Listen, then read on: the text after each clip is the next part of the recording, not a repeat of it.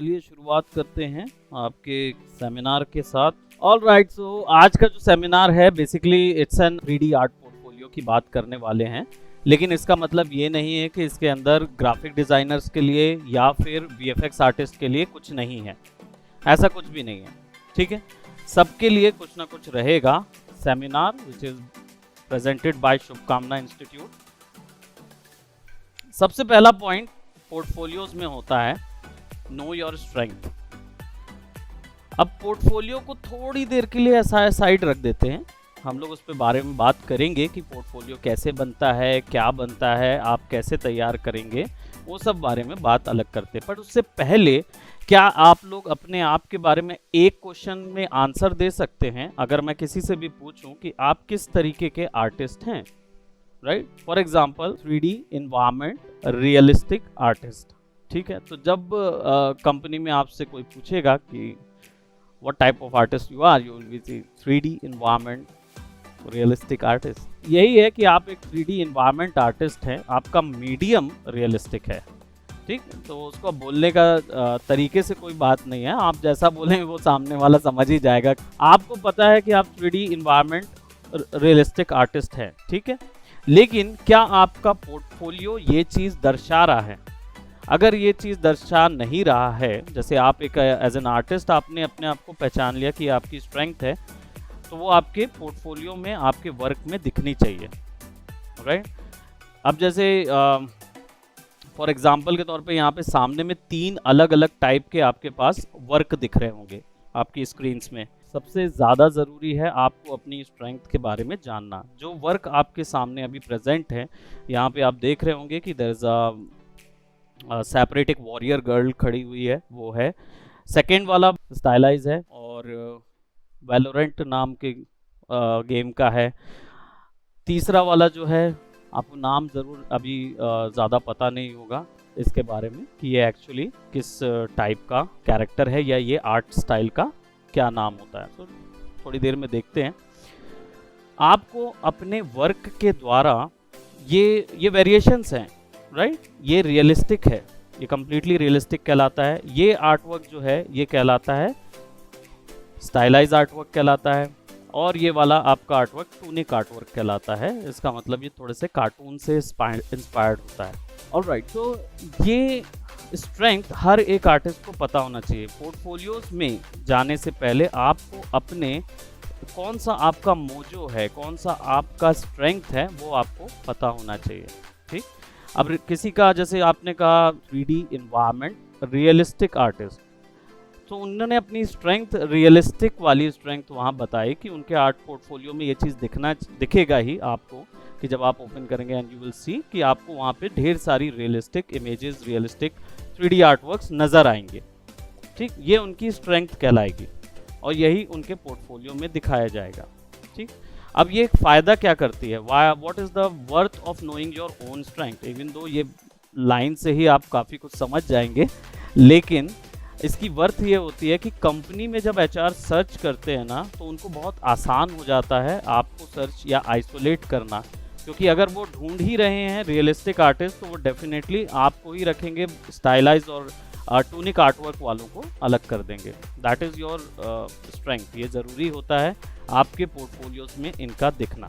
यहाँ पे एक सर्टेन एग्जाम्पल है which is I am currently opening for Yasin Brinis. एक आर्टिस्ट हैं जो कि क्या बोलते हैं, ठीक है, अल्जीरिया के हैं, फॉरेन आर्टिस्ट हैं, लेकिन इनके आर्टवर्क देख के जब आप इनका पोर्टफोलियो देखते हैं, विच इज़ क्वाइट इम्प्रेसिव। हमने हाई लेवल जो जिनको बोलते हैं ना कि लाइक सॉर्ट ऑफ इंडस्ट्री के टॉप नॉच आर्टिस्ट हैं, उनके बजाय हमने उनको चूज़ किया जिनका अभी फ़िलहाल ग्रोइंग स्टेज पे है आर्ट फॉर्म। फिर हम डेफिनेटली उनकी भी बात करेंगे जो आर्ट प्रोफेशनल्स हैं। ऑलराइट, ये जब आप इनका पोर्टफोलियो देखेंगे शुरुआत से आखिर तक, तो आप एक बार में बता पाएंगे without even seeing his resume, neither उनका स्किल सेट या कोई भी चीज़ देखे बिना ही आप इजीली बता पाएंगे कि ये किस टाइप के आर्टिस्ट हैं।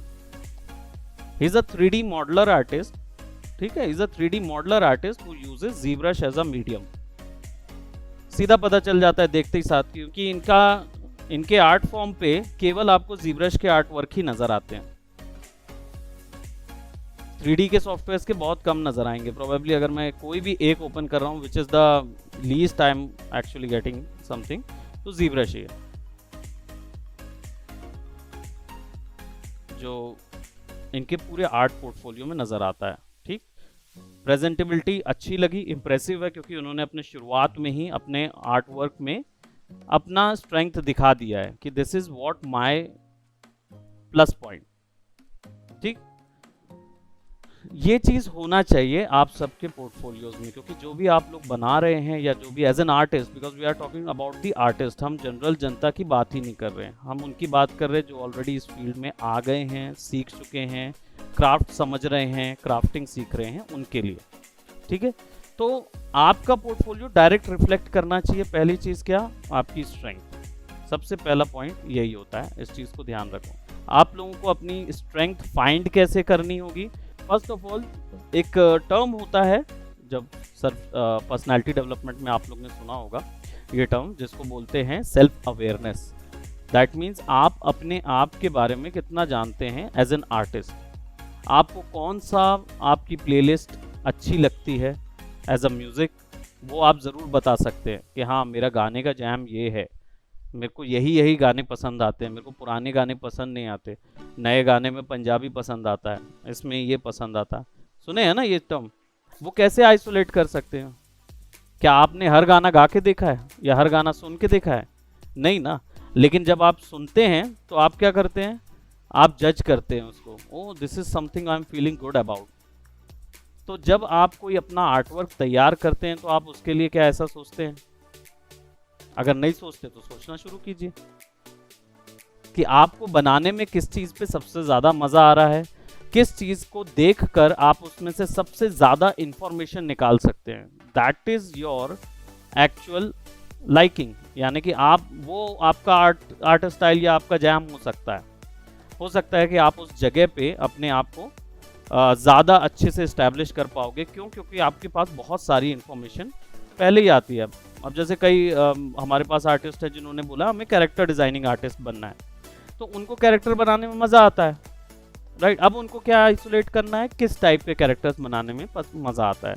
क्या केवल मॉन्स्टर हैं, क्या केवल ह्यूमंस बनाते हैं, क्या केवल जानवर बनाने में मज़ा आता है, ये अपने आप को आइसोलेट करते हैं। जैसे यहाँ पे इन पर्सन को देखेंगे तो ये भले ही इन्होंने ये सारी चीज़ें बनाई हैं, एंग्री बर्ड सीरीज़, ये सब सीरीज़ बनाई, लेकिन इन्होंने टॉप नॉच अपने वर्क यहाँ पे दिखा दिए हैं।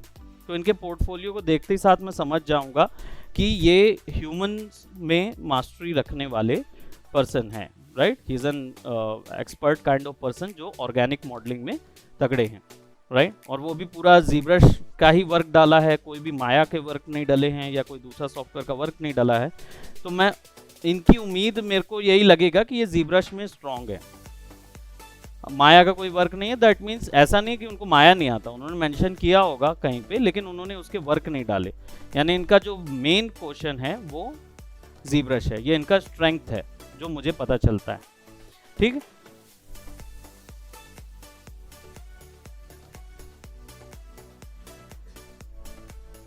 तो नो योर स्ट्रेंथ याद रखें, पहली चीज़ आपको ज़रूरत है। हम लोग पोर्टफोलियो के बिल्डिंग में और आगे जाएंगे कि how do you create that, but उससे पहले पता होना चाहिए एज एन आर्टिस्ट कि आप किस टाइप के आर्टिस्ट हैं, ठीक।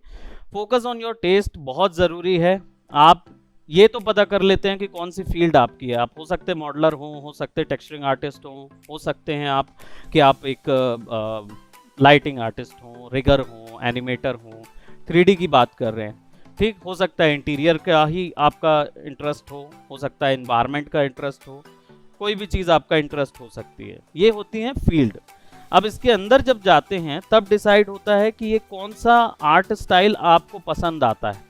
ये आइसोलेट करना भी ज़रूरी है, क्योंकि हमारी जो इंडस्ट्री होती है ना वो डिवाइडेड होती है कैटेगरीज में। जैसे आप स्टाइलाइज की बात करें, सारी इंडस्ट्रीज बड़ी हैं, ये कोई नहीं सोचना कि छोटी इंडस्ट्री या बड़ी इंडस्ट्री की बात कर रहे हैं। हम यहाँ ये बात कर रहे हैं सारों में बड़ा काम हो रहा है, ठीक है। ये हमारी फील्ड बहुत बिग हो चुकी है, तो सब फील्ड में बहुत बड़े बड़े पैमाने पे वर्क हो रहा है। Now how we are going to achieve our goal, हमें किसी एक स्पेसिफिक इंडस्ट्री में जाना है, तो आपका पोर्टफोलियो भी उसी तरीके से तैयार होना चाहिए। ठीक है, तो अब अगर हम ये बात करते हैं कि ठीक है मुझे मॉडलिंग आर्टिस्ट के लिए जाना है, मुझे मॉडलर बनना है, राइट, एक 3D मॉडलिंग आर्टिस्ट बनना है, 3D डिजाइनर बनना है, कैरेक्टर आर्टिस्ट बनना है, जो भी बनना है, ठीक, डिसाइड कर लिया। लेकिन आप इसके अंदर तो आ गए कि ठीक है अब फील्ड तो बहुत बड़ी है, यहाँ पे मूवीज में भी आर्टिस्ट काम कर रहे हैं, 3D कैरेक्टर आर्टिस्ट की ज़रूरत पड़ रही है, मूवीज़ में भी, वीडियो गेम्स में भी ज़रूरत पड़ रही है, एडवर्टाइजिंग फील्ड में भी चल रही है। तो अब अगर हम बात करें कि ऐसे बहुत सारे फील्ड आपको मिल रही है, अंदर आर्टिस्ट अलग होता है, वीडियो गेमिंग आर्टिस्ट अलग होता है, एडवर्टाइजमेंट आर्टिस्ट अलग होता है, इवन दो कई ऐसे इंस्टीट्यूशंस है जहाँ पे कैरेक्टर आर्टिस्ट की ज़रूरत पड़ती है, for the sake of medical institutions, for the sake of defence simulations, इन सब जगहों पे भी आपकी ज़रूरत है। अब आप मुझे बताएं, गवर्नमेंट सेक्टर भी है, ऐसा नहीं है वहाँ पे यूज़ नहीं होगा आपका 3D यूज़ होता है, ठीक। अब आप बताएं इस चीज़ में कि एक मूवी आर्ट आपने बनाया क्या, पिनोकियो बना लिया, या चलिए मैं थोड़ा सा और स्टाइल में चले जाता हूँ, फ्रोजन का आर्टिस्ट हो आप, मान लीजिए आपने फ्रोजन जैसा आर्टवर्क आप बनाने लगे और आपको पसंद, आपको जॉब मिल गई जैसे मूवी इंडस्ट्री में या गेमिंग इंडस्ट्री में या वीएफएक्स, अब वो रियलिस्टिक इंडस्ट्री है, अब आपको वो बोल रहा है कि मेरे को तो रियलिस्टिक आउटपुट जनरेट करने वाला पर्सन चाहिए, और आप कॉन्स्टेंटली वहाँ ट्राई कर रहे हैं, तो आप ये याद रखिए कि वो आपका इंटरेस्ट है ही नहीं, नाइदर वो आपका जैम है, नाइदर वो आपकी स्किल्स है। तो जब आप वहाँ पे अप्लाई करते रहेंगे ना, तो कॉन्स्टेंटली आप क्या होते जाएंगे, आप क्या सोचते हैं कि आप वर्दी नहीं है, एज एन आर्टिस्ट आप वर्दी नहीं है और आप उस लायक नहीं है, इसके कारण से इंडस्ट्री रिजेक्ट कर रही, तो मुझे तो कितना मेहनत करना पड़ेगा। वहीं क्या होगा, कोई एक रियलिस्टिक मॉडलर आर्टिस्ट मिलेगा जो मीडियोकर आउटपुट दे रहा है, वो सेलेक्ट हो जा रहा है और आप नहीं हो रहे। उसका रीज़न ये है कि आपने अपनी आर्ट स्टाइल नहीं समझी। अगर आपका आसानी से इंडस्ट्री में चयनित किए जाएंगे, चयनित का मतलब क्या होता है, you got selected over there, right, आप शॉर्टलिस्ट कर दिए जाओगे पहली बार में अपने आर्ट पोर्टफोलियो को दिखाकर ही, ठीक। अब यहाँ पे कुछ आर्ट स्टाइल्स के बारे में बात किया है। देखो सबसे पहली चीज तो इट इज इम्पॉसिबल टू से कि कौन सी आर्ट स्टाइल की कैटेगरी है, no possible way to give a category to an art style. Art style को हम कैटेगराइज नहीं कर सकते क्योंकि वो बहुत बड़ा वास्ट टॉपिक है और बहुत बड़ा फील्ड है। उस जगह पे अगर हमें आर्ट स्टाइल को अगर कैटेगराइज करना हो तो आप एक एक एक एक एक एक आयाम नहीं बना सकते उसके, ठीक। वो वेरिएशन है, बहुत सारा वेरिएशन है। फिर भी आर्ट अपॉर्चुनिटी और कुछ जो सबसे ज़्यादा ट्रेंडिंग आर्ट स्टाइल्स हैं वो मैंने यहाँ पे लिखे हुए हैं। इसमें पहला है रियलिस्टिक, ठीक, दूसरा है सेमी रियलिस्टिक, तीसरा है टूनिक, चौथा है तीसरा है स्टाइलाइज, चौथा है टूनिक, पांचवा है साइबर पंक, छठा है फैंटेसी और ओके। अब यहाँ पे जो सामने आपके दिख रहे हैं, इन जगहों पे आप बता सकते हैं क्या कि रियलिस्टिक कौन सा है। अब देखो यहाँ पे एक द्वंद्व हुआ रियलिस्टिक और साइबर पंक का।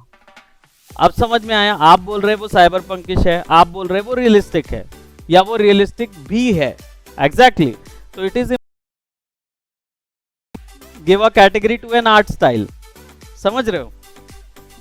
अब समझ में आया कि जब दो चीजों में आप बात करेंगे ना तो हमेशा द्वंद्व होगा इस चीज में, क्योंकि अगर देखा जाए तो रियलिस्टिक तो ये भी जा रहा है, रियलिस्टिक ये भी जा रहा है, लेकिन आप बोल रहे हैं कि भाई वो तो साइबर पंकिश भी है, रियलिस्टिक भी है ना, स्टाइलाइज भी है।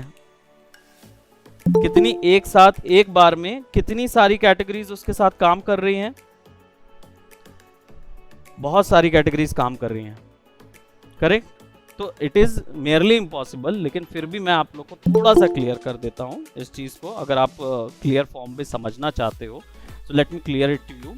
रियलिस्टिक कैटेगराइज करना है तो रियलिस्टिक जो होता है, फिर आप उसको रियल वर्ल्ड ही मान लो, दैट मीन्स ये जो कैरेक्टर है ये एनाटॉमिकली रियल वाइकिंग के समय का बनाया हुआ कैरेक्टर है, उसमें कोई भी ऐसा डिसप्रपोर्शन नहीं है जो कि पॉसिबल ना हो सके। कहने का मतलब समझे, इसका कहने का मतलब ये है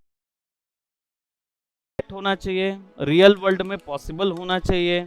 और क्या बोलते हम ये नहीं कर सकते कि वो 4 हाथ वाला एनाटॉमिकली करेक्ट कैरेक्टर बना दिए, नहीं कर सकते। क्यों? Because we have to create a bar, real करना है। तो दैट मीन्स रियल वर्ल्ड से, बिल्कुल एग्जैक्ट रियल वर्ल्ड से आप इंस्पायर्ड हो, वो चीज आपको जरूरी है। दैट इज योर रियलिस्टिक, क्योंकि आपने एक बार सेट किया है कि हाँ भाई मैं रियलिस्टिक, दैट मीन्स हर चीज रियलिस्टिक होगी, बाल भी रियलिस्टिक होना चाहिए, सब चीज रियलिस्टिक प्रपोर्शन के हिसाब से तैयार होना चाहिए। इसमें ज़रूरी नहीं है कि रियलिस्टिक का मतलब है कि आप टेक्सचरिंग रियलिस्टिक कर सकते हो, बिल्कुल आप मॉडलिंग रियलिस्टिक कर सकते हो, बस आपको पता होना चाहिए कि आपका इंटरेस्ट क्या चीज़ पे है। ठीक है, इससे कोई फर्क नहीं पड़ता कि वो साइबर पंकिश है या कोई भी है। मेन पॉइंट है क्या आपको पता है कि आपने उस आर्ट स्टाइल को अपना बना के रखा है, तो एक बार और कैटेगरी आपको बनाने की ज़रूरत है। So this is realistic, this is your semi realistic. Left तरफ वाला सेमी रियलिस्टिक आर्टवर्क होता है, ये वैलोरेंट वगैरह जितने आर्टवर्क होते हैं सब सेमी,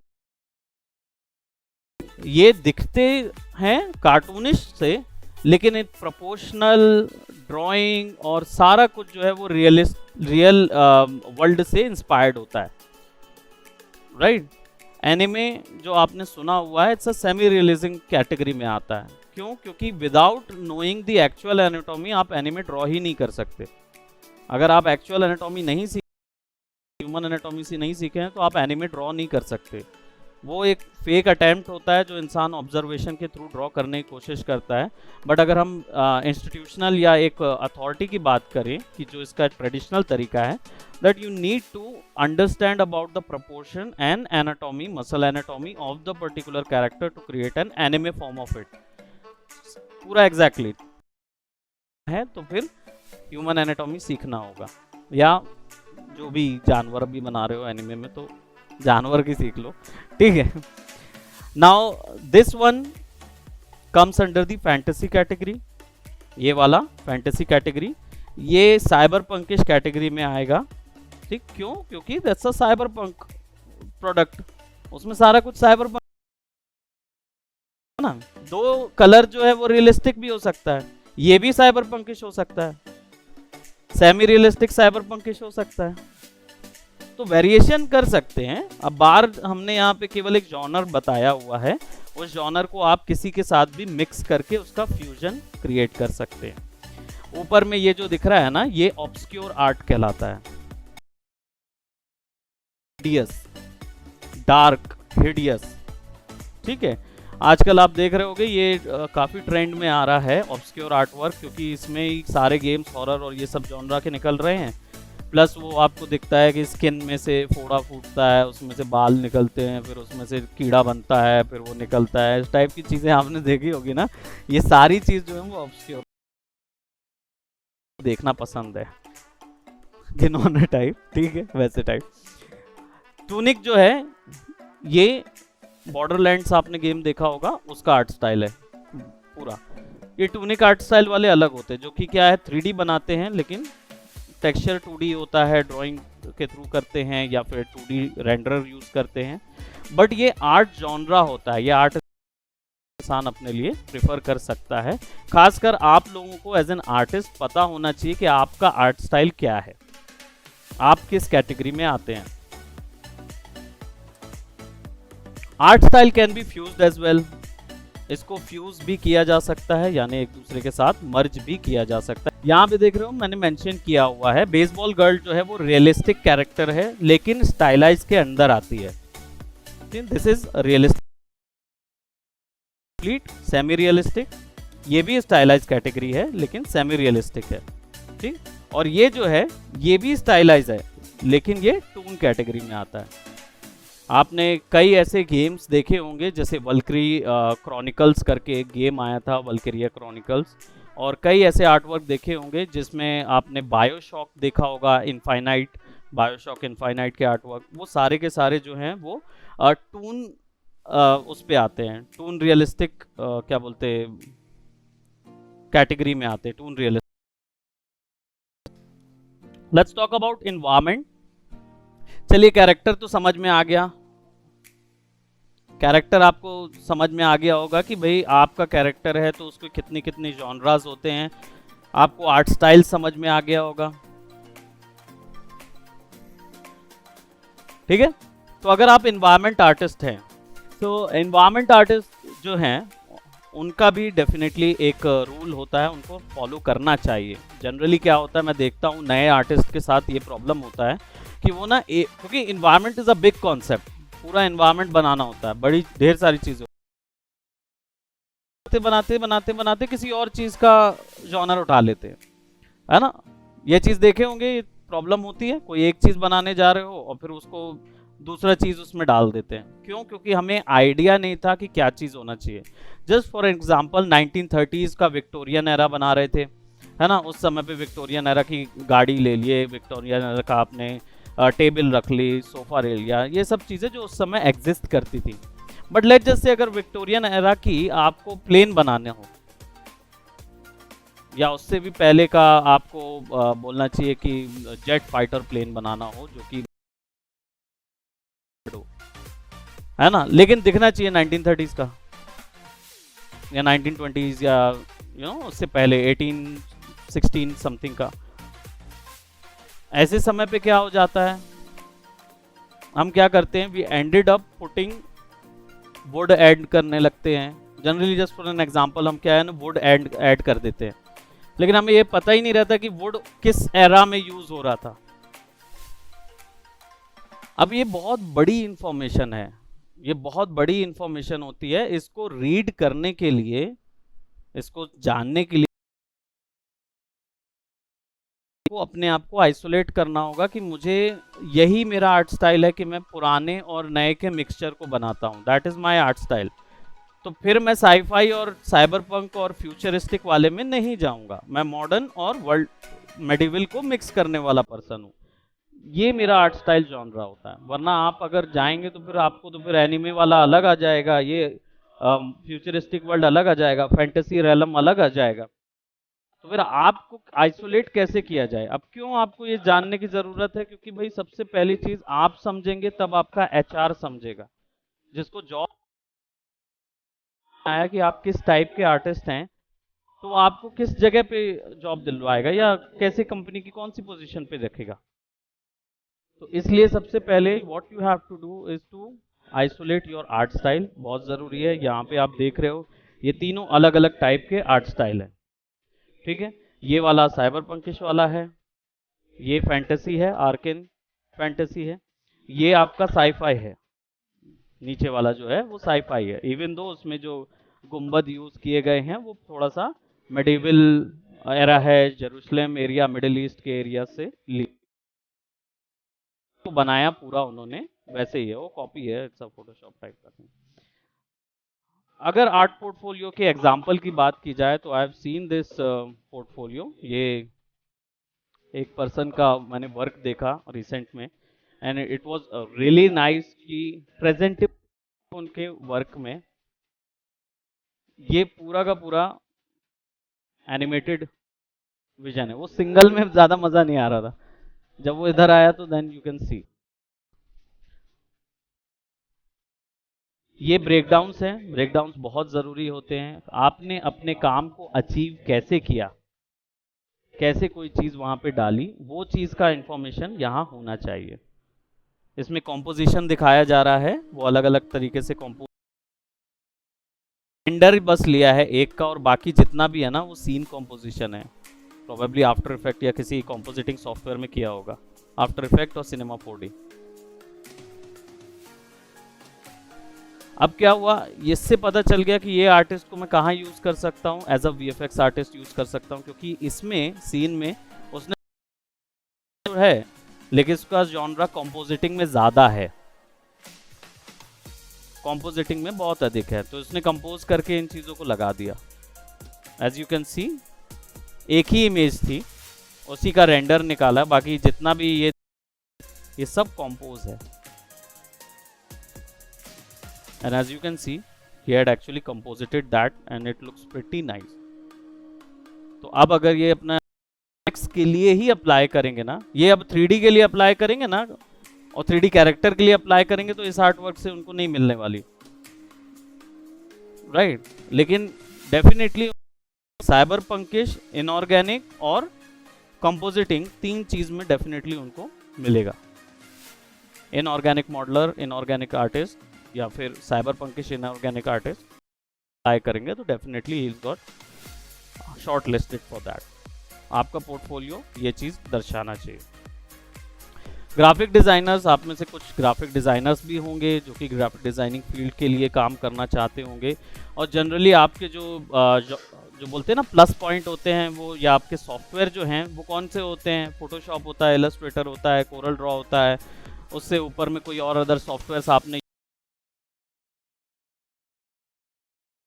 कुछ ऐड कर दिया, ठीक, आपने यूज किया, करेक्ट, लेकिन आप वहीं पे खत्म हो जाते क्योंकि आपके लिए अदर टाइप के जो सॉफ्टवेयर्स हैं वो अवेलेबल नहीं है मार्केट में। तो आप अपने आप को कैसे अपग्रेड करेंगे? ग्राफिक डिजाइनर्स जो होते हैं, एक होता है आफ्टर इफेक्ट लाइन होती है, यानी आप अपना मोशन ग्राफिक ऐड कर सकते हो, उसमें आगे जा सकते हो। चलो आपने मोशन ग्राफिक ऐड कर दिया, आप अपने ग्राफिक्स को एनिमेट कर पा रहे हो। देन उसके बाद आपको अपग्रेड करने के लिए 3D ऑप्शन होता है, क्योंकि अभी 3D ग्राफिक डिजाइनर्स आ रहे हैं मार्केट में, 3D मोशन ग्राफिक आर्टिस्ट आ रहे हैं, मोशन ग्राफिक आर्टिस्ट नहीं, 3D मोशन ग्राफिक आर्टिस्ट। जो जितने ग्राफिक्स आप देख रहे हो जो अभी एडवर्टाइजमेंट में चलते हैं, जिसमें आपको दिखता है कि वो मैंगो उड़ रहा है, फिर लिक्विड निकलता है और फिर वो लिक्विड जो है कैंडी में चला जाता है, वो कैंडी रैप हो जाती है और आ जाती है। ये पूरा पोर्शन जो कौन है बनाता है? 3D मोशन ग्राफिक आर्टिस्ट बनाता है। उसका काम ये चीज़ का नहीं होता, वो फिर वो लाइक गेमिंग और मूवी फील्ड के लिए नहीं रहता, उसका फिर पूरा जॉनरा जो है वो उधर चला जाता है, एडवर्टाइजमेंट में चला जाता है। या 3D आर्टिस्ट भी अपने आप को टर्न कर सकता है as a 3D motion graphic artist, it's up to you. ठीक, बस आपको अपने जॉनर पता होना चाहिए। ठीक, नाउ बात करते हैं, now let's get back to our portfolio stuff कि पोर्टफोलियो, बायोडेटा, सीवी और रेज्यूमे में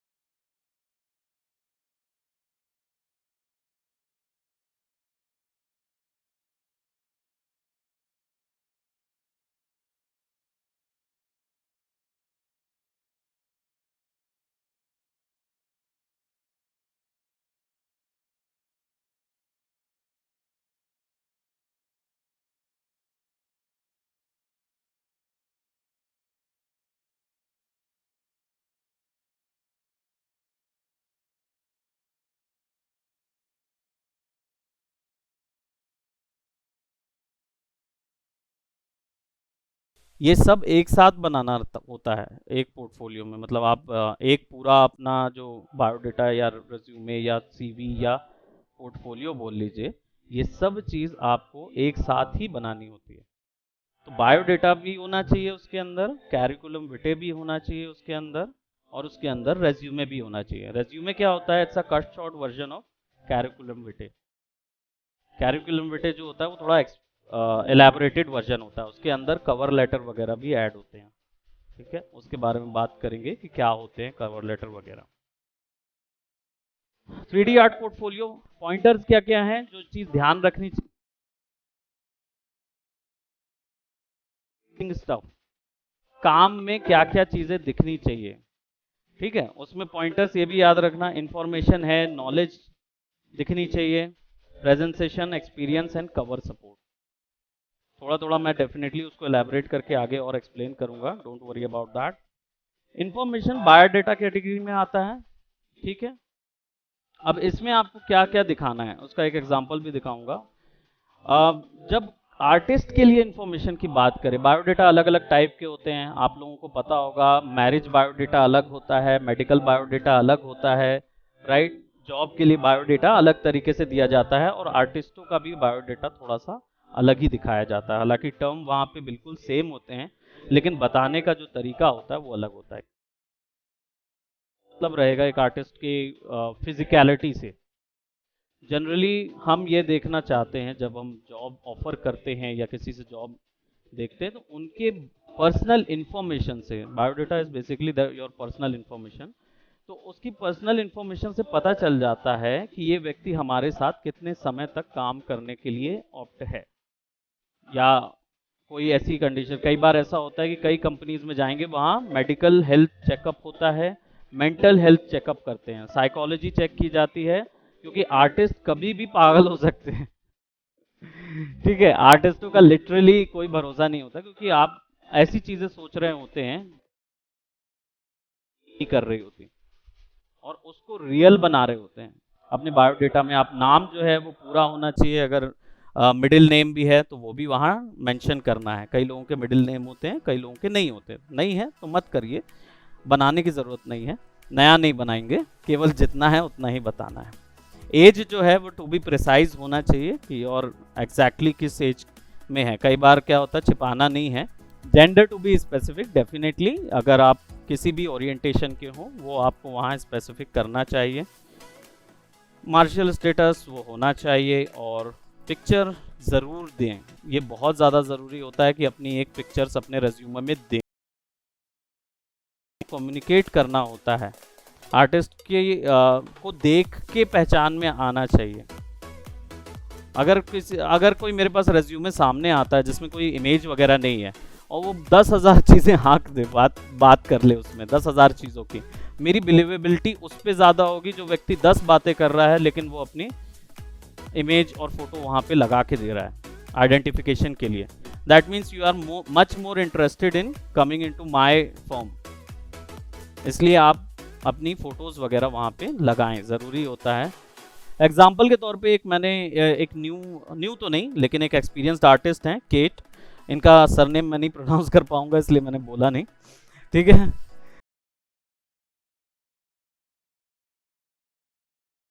इनका पोर्टफोलियो है ये। तो जब आप पोर्टफोलियो में देखेंगे तो ये 3D भी हैं, 2D आर्टिस्ट दोनों हैं, लेकिन इनके पूरे वर्क में देखेंगे कहीं पे भी आपको ना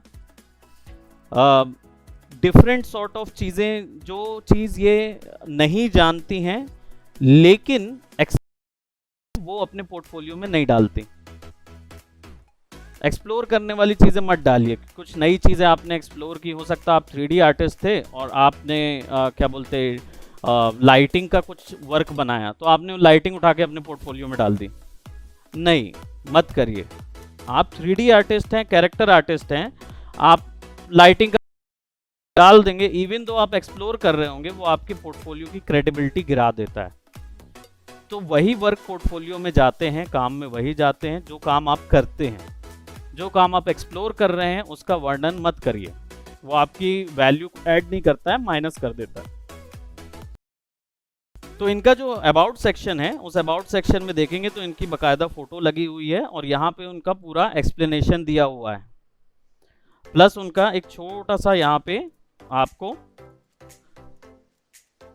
एक्सपीरियंस दिख जाएगा,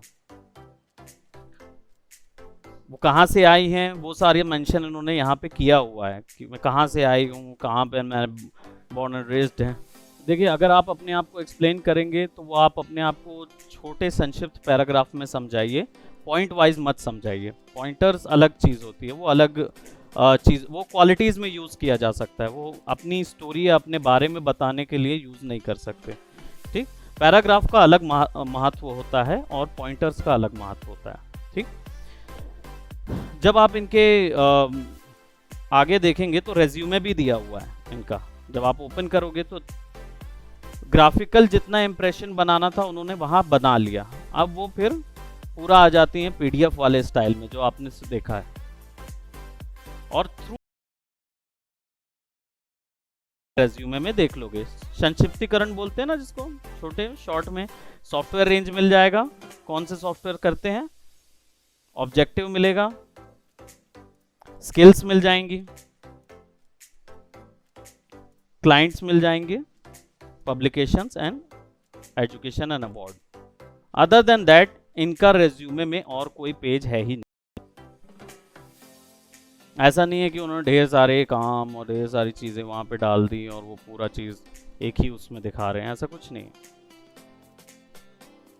रेज्यूमे में केवल एक लाइन पे उन्होंने पूरी चीजें डाल दी। ये तब करें जब आपके पास वेबसाइट नहीं हो, सॉरी वेबसाइट हो तब, वेबसाइट नहीं होना तो फिर आपको अपना शॉर्ट साथ में एक सीडी रखनी पड़ेगी, जिसमें या सीडी बोल लीजिए या पेन ड्राइव बोल लीजिए, जो भी आपको सस्ता पड़े वो रखिए और वो आपको साथ में देना होगा। ठीक है, ये भी एक आर्टिस्ट हैं, इनका पोर्टफोलियो खैर मैंने आपने देख ही लिया होगा। इनके 3D वर्क में सब जगह पे वो मॉन्स्टर आर्टिस्ट और करते हुए नजर आ रहे हैं, उनको वही चीज उनका जॉनर है। तो अगर किसी मॉन्स्टर मूवी पे या मॉन्स्टर गेम में मेरे को जाना होगा तो मैं इनको लूंगा, राइट।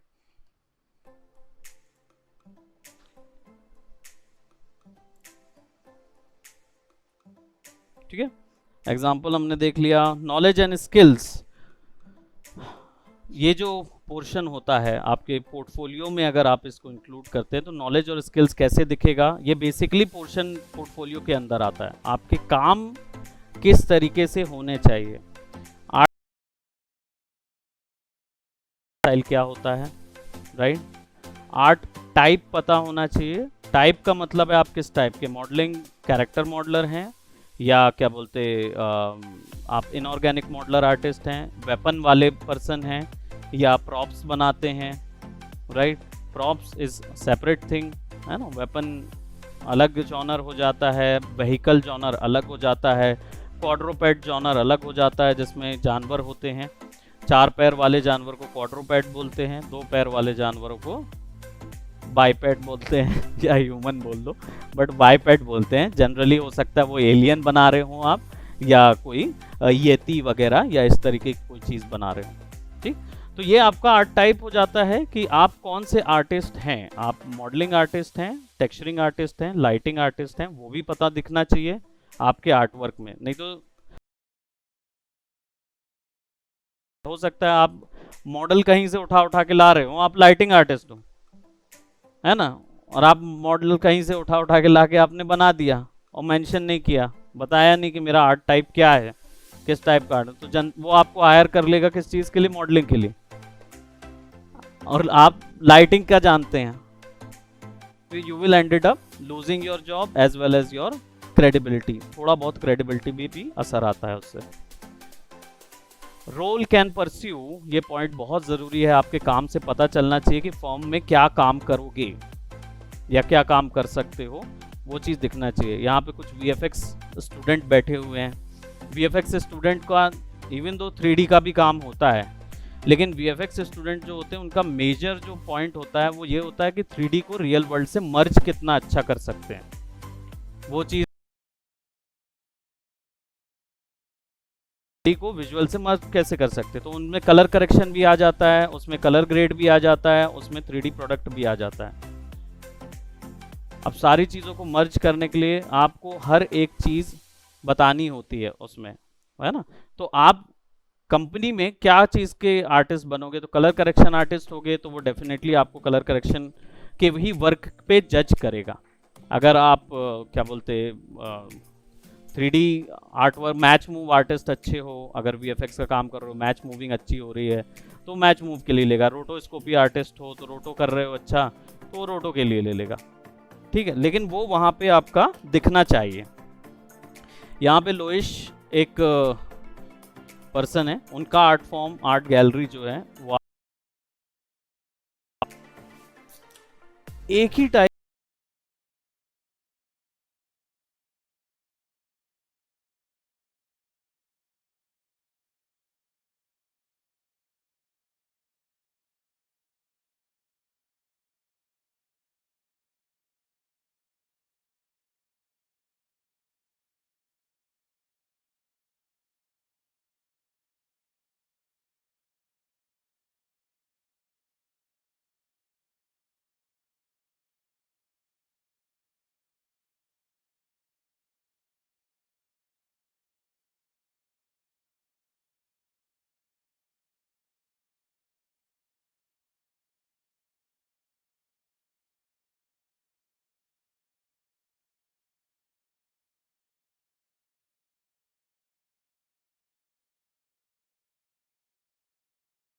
ठीक है, ये चीज ध्यान रखें।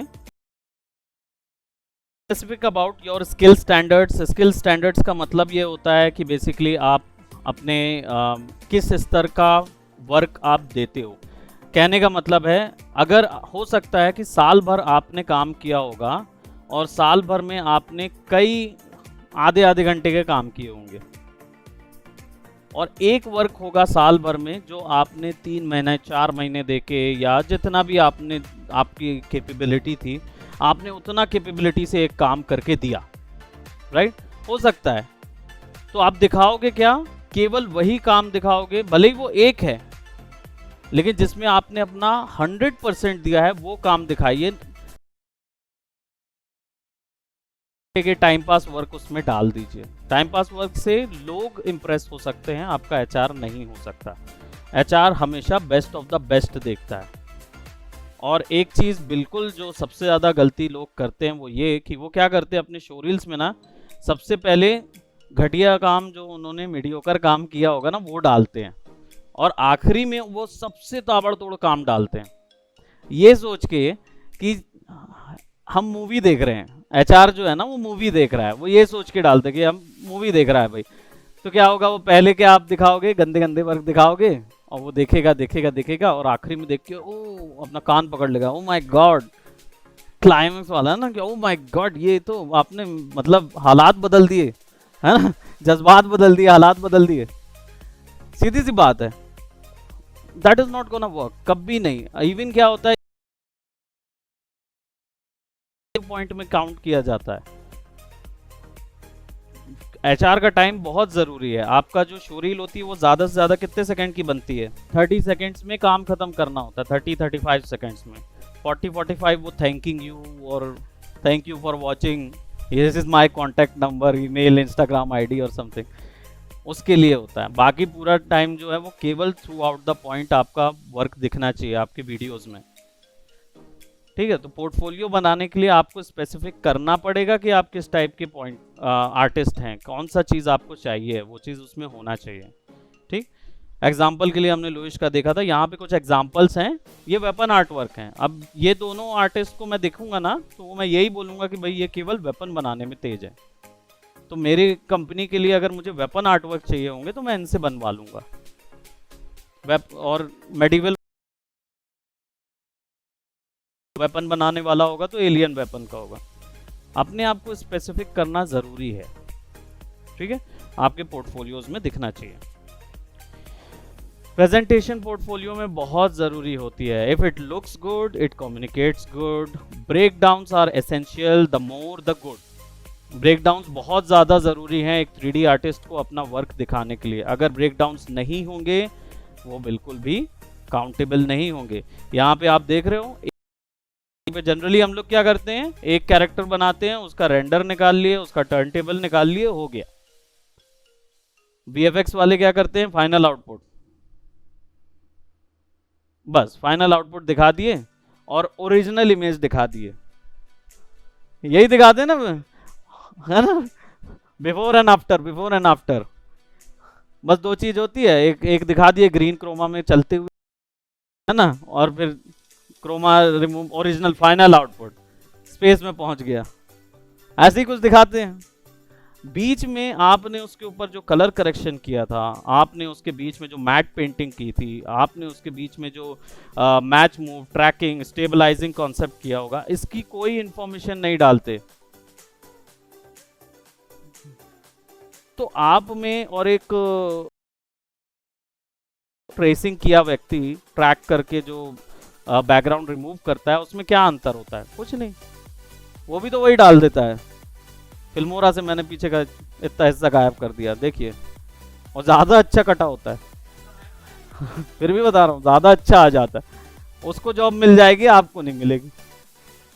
क्यों? क्योंकि आप कैटेगरी नहीं बता रहे हो भाई। देखो, मैं स्क्रैच से बनाया चीज है, से बनाई हुई है। गाड़ी अगर आया हुआ है तो उसमें कलर करेक्शन मैंने तीन लेयर लगाई हुई थी। पहले लाइट फिक्स की, फिर कलर चेंज किया, फिर उसके बाद ग्रेन्स ऐड किए, फिर शेडोज ऐड किए, स्पेकुलर्स ऐड किए, रिफ्लेक्शन ऐड किए, कितनी चीजें हैं।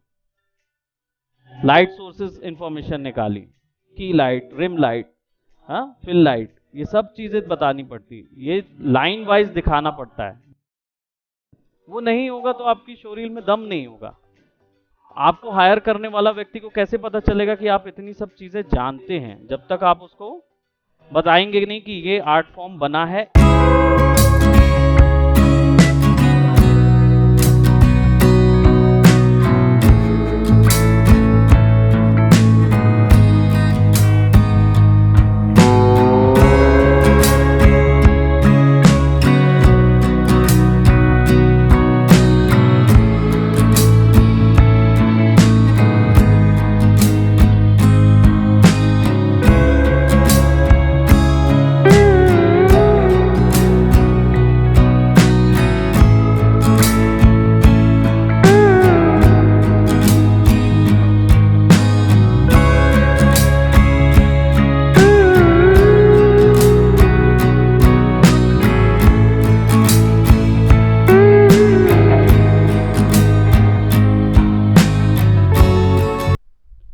ZBrush में क्या काम किया गया था वो यहाँ पे एक्सप्लेन होगा। फैब्रिक स्ट्रिप्स जो हैं वो ZBrush में बनाई गई हैं, तो वो कैसे बनाई गई हैं वो पूरा यहाँ पे बताया जाएगा। ठीक, पॉलीग्रुप्स कैसे यूज़ किया है। हालांकि ZBrush वाले आप लोग नहीं हैं, लेकिन जो ZBrush सीखा होगा वो डेफिनेटली समझ पाएगा उस चीज़ को। सी हैमर बनाने के लिए क्या यूज़ हुआ है, इसमें एमिसिव मैप यूज़ किया है नहीं किया है, वो इन्फॉर्मेशन ऐड होगी। पर्टिकुलर मैप्स के साथ उसका नाम सहित दिखाना पड़ता है। ये सब वीडियो फॉर्मेट में आपके पास होना चाहिए। अगर नहीं होगा तो आपका जो आउटपुट है, इवन एनवायरनमेंट आर्टिस्ट को देख रहे हो, 50 व्यूज से दिखाना है विथ वायर फ्रेम और कितने टोटल ट्राइज हैं, वो इन्फॉर्मेशन पूरी होनी चाहिए। मैप्स जो यूज़ हुए हैं वो सब दिखने चाहिए, ब्रेकडाउन्स पूरा होना चाहिए। As you can see, grey scale, wire frame, flat colour, ambient occlusion, albedo, and there might be this might be albedo. ये फ्लैट कलर 2D फ्लैट हो सकता है। ये पेंट प्रोग्रेस है और आउटपुट, यानी कैसे आपने ये वर्क अचीव किया, ये आपके पोर्टफोलियो को देखने से समझ में आना चाहिए।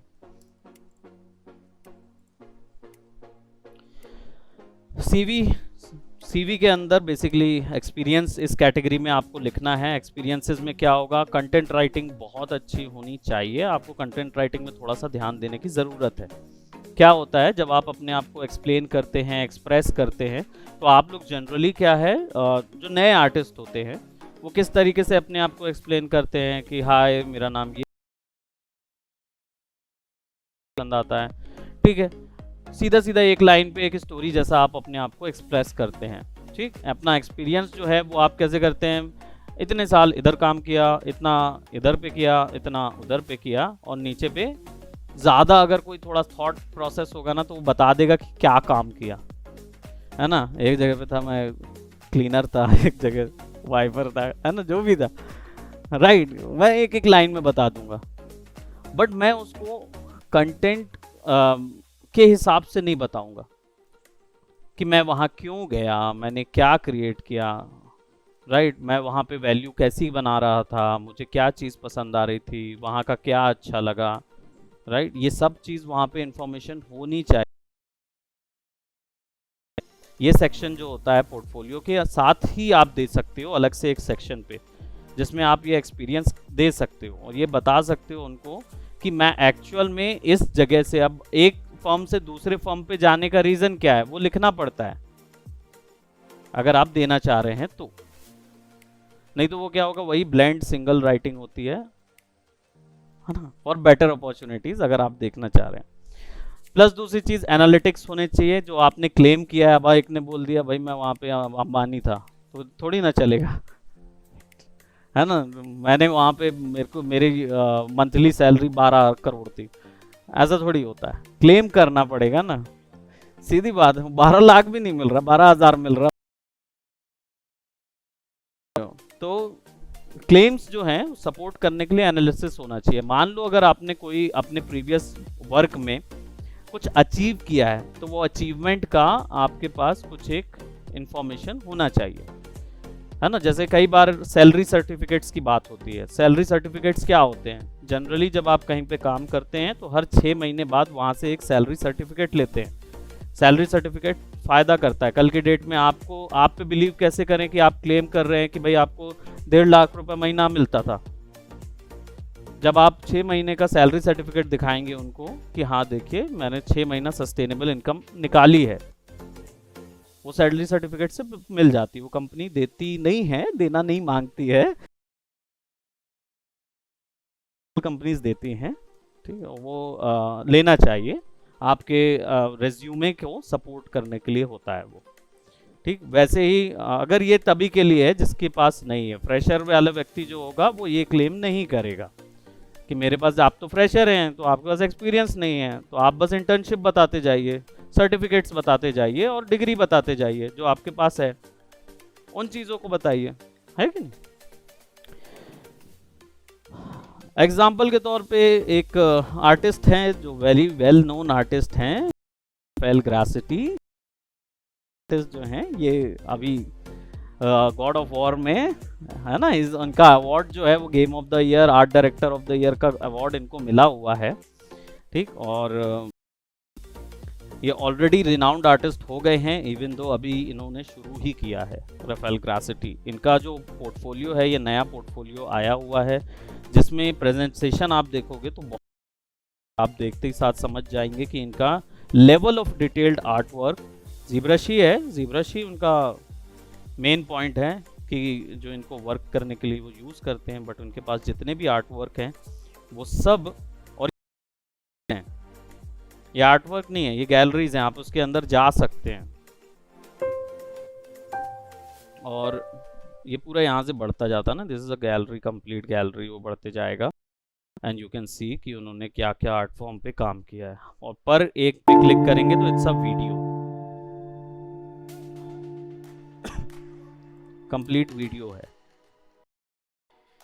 वैसे ही नीचे पे जाते जाएंगे, जब थोड़ा ज़्यादा जाएंगे तो then he will give you your CV, वो अपना एक्सपीरियंस कैसे शेयर करते हैं कि हाँ वही Raf has worked as a principal/lead artist for the entire production cycle for the 2018 God of War game, working on the design and creation of the majority of the characters from the award winning titles।